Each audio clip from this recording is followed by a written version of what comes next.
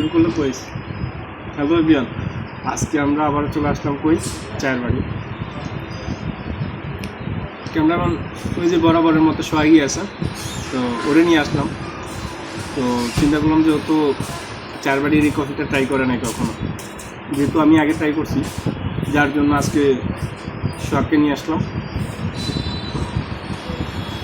আমার কাছে বরাবরের মতোই চায়ের তুলনায় কফিটা অনেক পছন্দ। আর ও আরেকটা জিনিস, এখানে একটা চা পাওয়া যায়, কোনটা জানান? শাবানা আলমগীর নামে একটা চা আছে, এই যে দেখেন এই চাটা।